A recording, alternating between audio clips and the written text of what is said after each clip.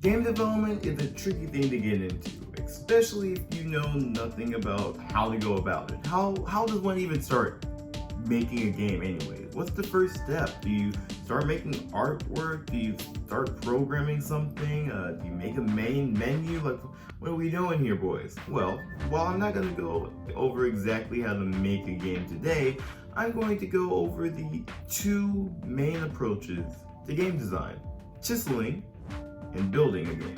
Hello guys, I'm the Story Nerd as always, back again. If you haven't already, why don't you go ahead and subscribe and ring the bell for notifications if you like anything nerdy. Because even if you don't really care what we're talking about today, chances are we're going to be talking about something you do like very, very soon. We have a video about anime rom-coms right here, you can watch anytime after the video instead of this video. It's up to you. We also have a movie where we talked about The Bad Guys. That was the most recent one. It's also right here. You can watch it at any time. There'll be some more videos coming soon, some maybe for the book nerds out there, there's a few more for the anime nerds out there, just a little bit more, gotta feed you good. And we're gonna have some more game nerd stuff coming very soon, so keep up with that. Now with that all out of the way, let's get into the meat of today's video. First, let's get the definitions out of the way. Chiseling, at least in this video, refers to taking a broad concept and digging deeper to find the best aspects. It's what you hear in a lot of game developer advice, to like chip away, find the core of what you want to make. This is usually what indie devs do because they don't have the time or resource to make some huge, grandiose mega thing. So it's better for them to chip down at the exact feeling or emotion or message or gameplay mechanic they want to focus on, and then build up from there. Chiseling, at least in this video, refers to taking a broad concept and digging deeper to find the best aspect.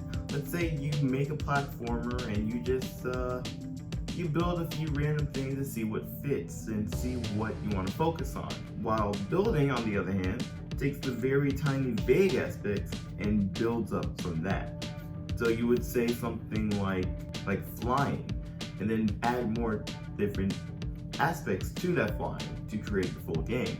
Now, let me go ahead and get something straight because I know something that might come up, someone might be a little confused. When I refer to chiseling as taking a broad concept and digging deeper to find the best aspect, I don't mean just, no, let me try that one again. Chiseling, at least for the purposes of this video, refers to taking a broad concept and digging deeper to find the best aspect, referring to taking like basic platforming and figuring out what kind of platforming. Like maybe you're focusing on momentum-based platforming, maybe you're focused on precision, and then you can even go deeper than that. Maybe you're focused on precision turtles. I don't know. Maybe time-based precision. An example of a successful chiseling game, in my opinion at least, would probably be Cuphead, with its main focus being on learning the movement of Cuphead and utilizing it to its best ability. It gives you a few moves, but it's the combination of those and learning how to use them, which is its strength. An example of a successful building game, to no one's surprise, is Minecraft. Who would have thought that game would have been built? And that's a building game because it's constantly adding new ways to play, new things to the game that weren't in it before, building on top of its core mechanics of mining and crafting. It should be said that some chiseling games have some building, and some building games have some chiseling. It's natural. A lot of things in game developing, when you say you want to do one thing, chances are you're going to end up doing both anyways, at least in some small way. But which one do you want to focus on? Well, let's go over the pros and cons of each to give you the best overview. So the pros of chiseling include a stronger core focus because, you're chiseling away. How can you now have a strong core focus if you're doing it right? Simpler core game loop and less chance of scope creep. But there are some cons. It means less creative freedom as some ideas just aren't going to work with your core concept.